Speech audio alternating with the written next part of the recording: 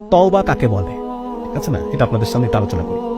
তওবাটা হচ্ছে একটা গল্প বলি আমাদেরকে, যে একজন মা গ্রামের দিকে, আপনারা জানেন যে অনেক সময় শীতের শেষে, যখন শীত শেষ হয়ে গেল, এরপরে যত চাদর কাঁথা, এগুলো সব গরম পানিতে জাল দিয়ে শুকিয়ে ভাঁজ করে তুলে রাখা হয় পরের বছর শীতের জন্য, ঠিক আছে।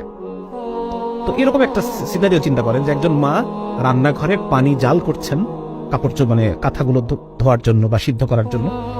তো এমন সময় সেই মায়ের হয়তো টয়লেটের প্রয়োজন হয়েছে বা অন্য কোনো কিছুর জন্য উনি কি মনে হয়েছে উনি চলে গেছেন সে কাজটা করার জন্য। ওখানে পানি কিন্তু টকবক করে ফুটছে। এমন সময় তার 2 বছর বয়সী বাচ্চা, সে টুকটুক করে হাঁটতে এসে সেই গরম পানির মধ্যে পড়ে গেছে, পড়ে গিয়ে মরে সিদ্ধ হয়ে ভাসতেছে, ঠিক আছে। এখন ওই মা রান্নাঘরে প্রথম পা দিয়ে চুলার দিকে, মানে ওই পাতিলের গরম পানির যে পাতিল, সেই ডেকচি, সেদিকে তাকিয়ে এই মায়ের প্রথম ফিলিংসটা কি হবে? হায় আমি কি করলাম, ঠিক না? এই মায়ের এই চুলার দিকে তাকিয়ে তার প্রথম যে ফিলিংস, হায় আমি কি করলাম, এটাকে বলে তওবা। দিস ইজ তওবা।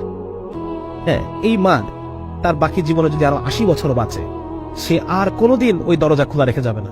আল্লাহ তাআলা যদি এরপর তাকে আরো 100 সন্তানও দেন, ওই 100 সন্তানের ক্ষেত্রে সে আর কোনোদিন দরজা খোলা রেখে, গরম পানি চুলায় রেখে, রান্নাঘরের দরজা খুলে রেখে সে আর কখনো সেখান থেকে বের হবে না।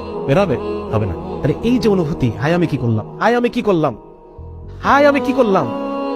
এই অনুভূতিটাকে বলে তওবা। এবং এই কাজ আমি আর জীবনে কখনো করবো না, ঠিক আছে না? এটা হচ্ছে তওবা। তো আমার এই তওবা, এই অনুভূতি, আমি যদি আল্লাহর সাথে, যতবার আমার গুনাহ হবে আমি আল্লাহর সাথে অনুভূতি করি, আল্লাহ তাআলা আমাকে মাফ করে দেন। এবং আলেমরাই কথা বলেন, যে বান্দার মধ্যে এই তওবার অভ্যাস আছে, আল্লাহ তাআলা একটা সময় তাকে গুনাহ ছাড়িয়ে দেবেন ইনশাআল্লাহ। আল্লাহ তাআলা আমাকে ছাড়ার পরিবেশ তৈরি করে দেবেন, আমার জন্য গুনাহ করাকে কঠিন করে দেবেন। আমরা দোয়া করবো আল্লাহর কাছে, আল্লাহ আপনি আমার জন্য নেক আমল করাকে সহজ করে দেন, গুনাহ করাকে আমার জন্য কঠিন করে দেন, যেন আমি গুনাহ করতে পারি।